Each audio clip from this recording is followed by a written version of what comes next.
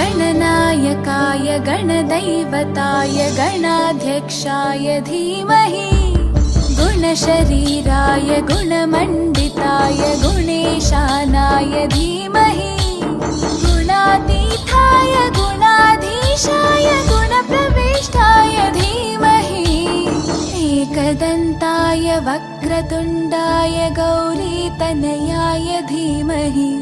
गजेशानाय भार